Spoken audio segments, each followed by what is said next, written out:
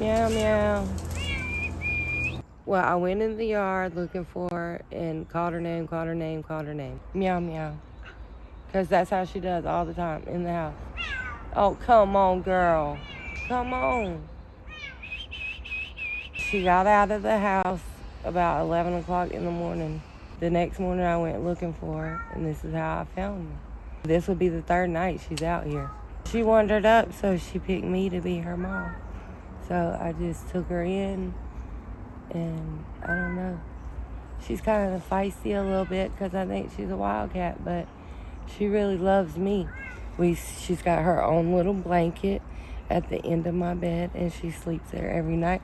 I can pick up her blanket and say, come on, meow, meow, and she comes running for that blanket.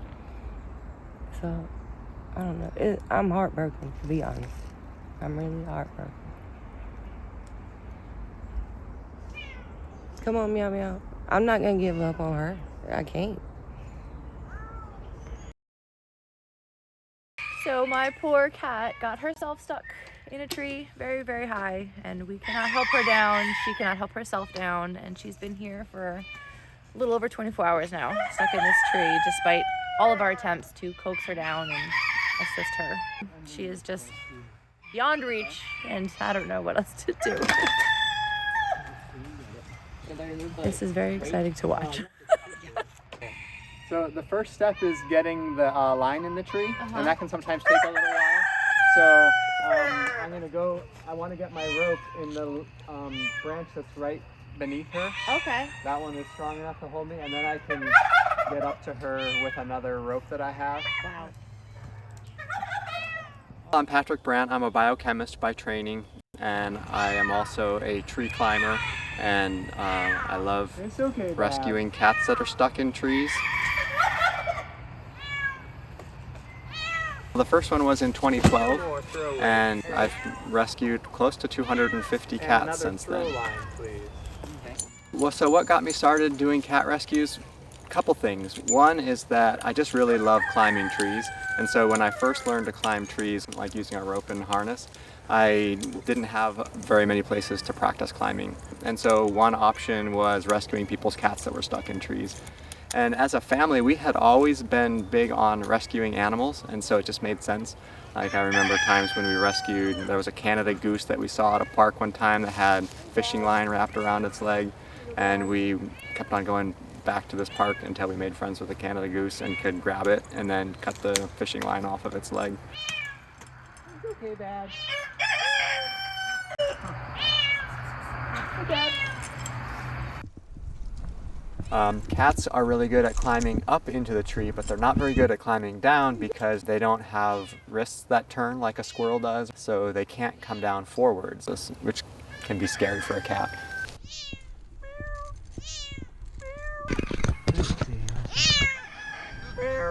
I know, you're ready to come down, I can tell. I know. Okay, you want some treats first? The highest cat that I've rescued was 70 or 80 feet high up in a tree. That was quite an involved cat rescue because the cat was very high. But generally cats are 30 to 60 feet in the tree. Sometimes as I climb up to them, they'll climb down to me. Those rescues can be really easy. By the time I start climbing to the time I'm back down on the ground, it can be less than 10 minutes. It's okay, Babs. Here, you want to hang out right here? But if a cat is skittish or a feral cat that's stuck in a tree, and they are very wary of humans, then sometimes I have to chase them around in the tree to get them, or sometimes they go out on a limb, and those rescues can take an hour or 2 hours, or sometimes take multiple visits to try to coax the cat down.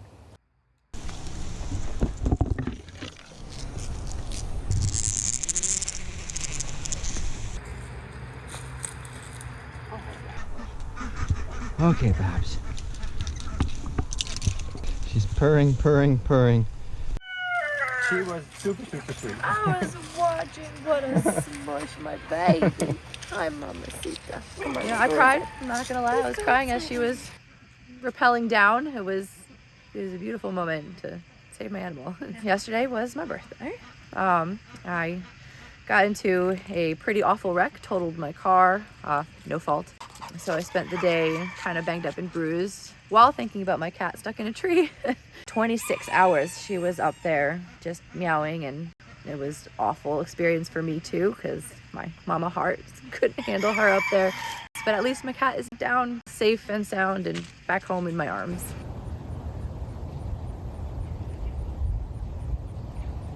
Why do I keep on rescuing cats? I do it just to relieve suffering. So I do it to help the cat because I care about animals, and I do it to help the people who are concerned about the animal. And I do cat rescues in all weather. I've rescued cats when it's snowing, when it's raining, when there's thunderstorms, at night, in the morning, on Christmas morning, on my wife's birthday. So I will rescue a cat anytime that it's in need. Generally, I do cat rescues that are within about an hour. Probably the furthest I've driven is about 2.5 hours one way to do a cat rescue. Yeah, there's a few cats that stick out in my mind. Some of them I've rescued multiple times, so I think the record goes to Grits, who I rescued either 4 or 5 times. I believe he got his name because he would always eat the grits out of his owner's cereal bowls. Yeah. Another rescue that was memorable was Habibi. Habibi means beloved or my beloved in Arabic.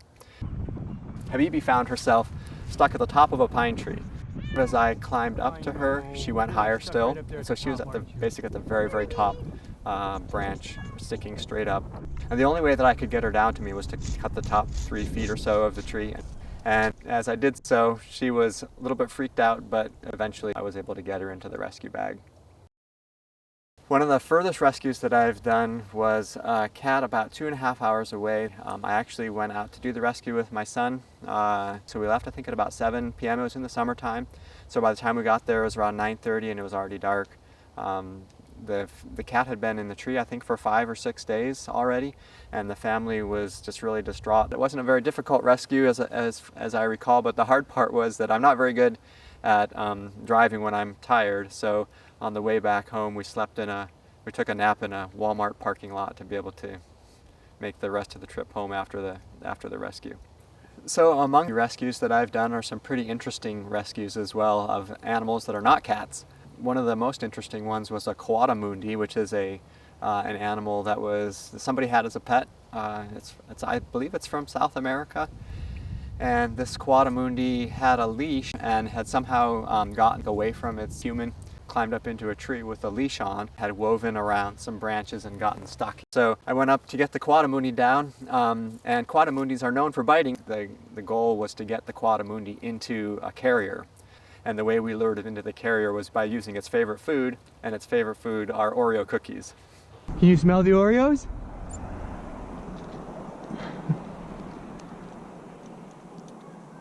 It's working. There you go, buddy. Oh, you can smell the Oreo, can't you? He wants in there. Okay, hungry little boy.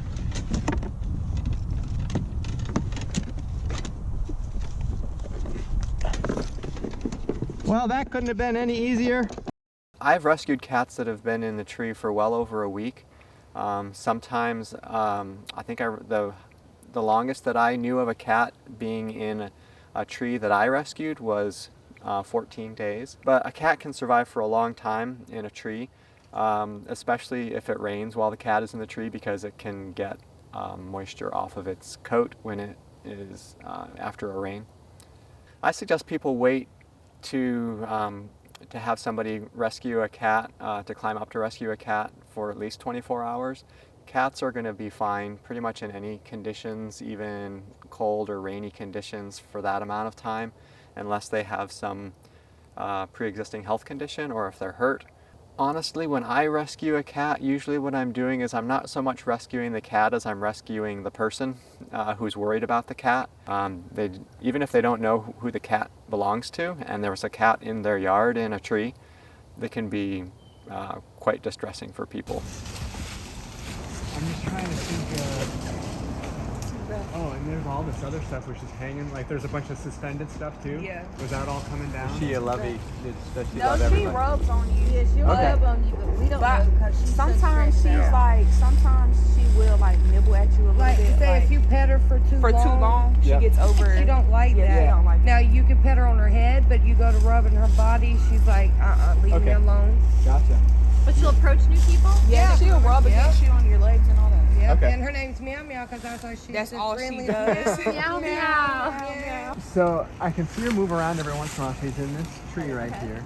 And there's a one Meow, main meow. fork, and you go to the left, and she's at that second fork Meow, right now. meow.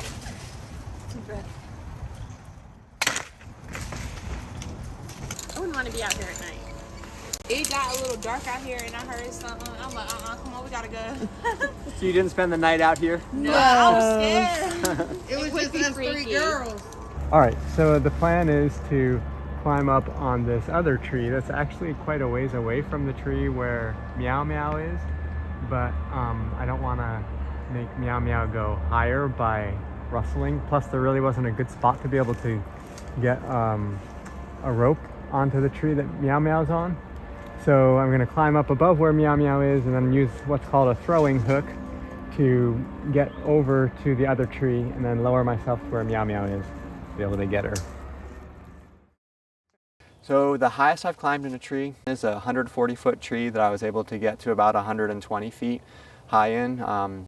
I like the uniqueness of being a human in a tree. I feel like I grow in appreciation for trees as I experience them more and just see how strong they are. I think that the perspective that you get from being in a tree and trusting your life to a tree is a really neat experience. Being able to see the view that birds and squirrels and other animals would see that are naturally living in trees. So most tree climbers are fairly even keel and even tempered. You kind of have to be able to feel safe in a tree and feel safe trusting your life to a half-inch rope. So that aspect doesn't make me nervous. As long as you know what you're doing, it's very safe to climb a tree.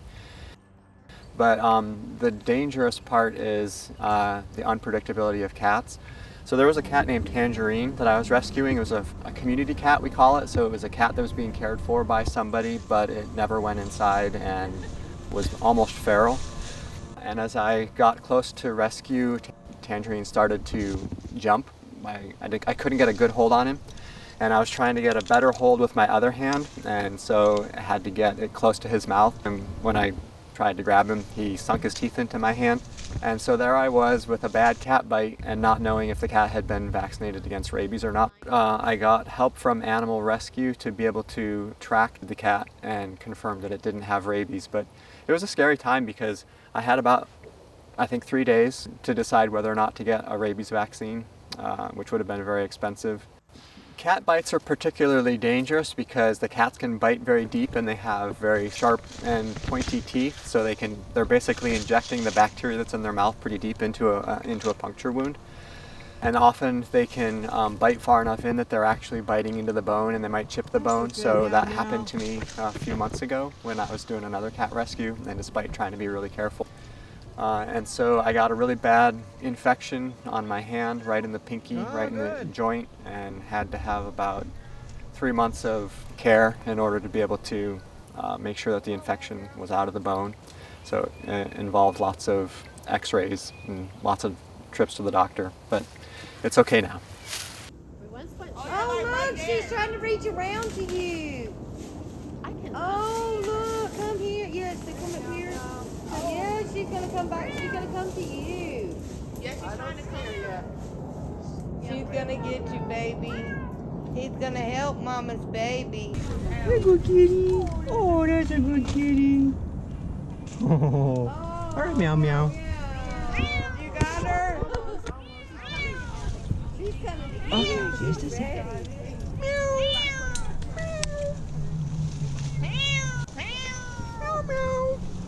Oh, she's bonking against the tree.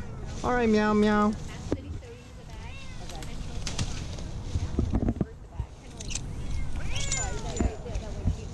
Meow Meow Meow.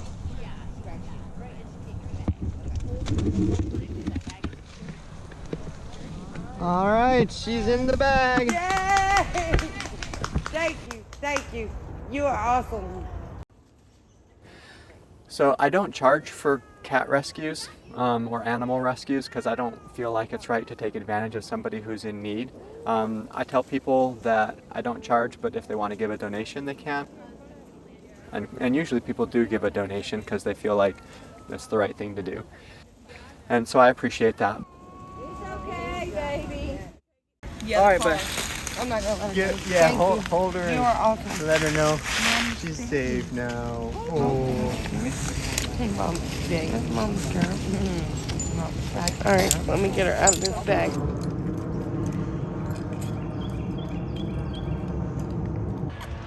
Hey, girl. She's wanting me to rub her.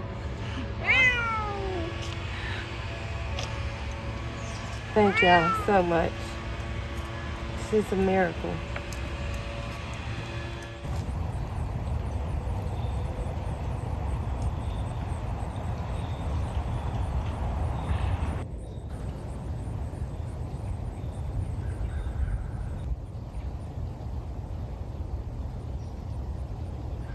People show their gratitude in all different ways when I rescue a cat. Most people, I'm happy if they pay a whole lot more attention to the cat than they do to me. So I'm happy to just give them the cat in the bag and they go in, and I often don't even see what the reunion is like. But they do often give me a big hug, or another thing that they do that I really enjoy is when they send a picture of the cat resting in its favorite spot or sleeping after the rescue. Will it ever grow old? No, it'll never grow old. I'm sure I'll keep on rescuing cats for a long time. I suppose the only thing that would stop me is if I have a health condition or a physical condition that makes it so that I can't safely climb.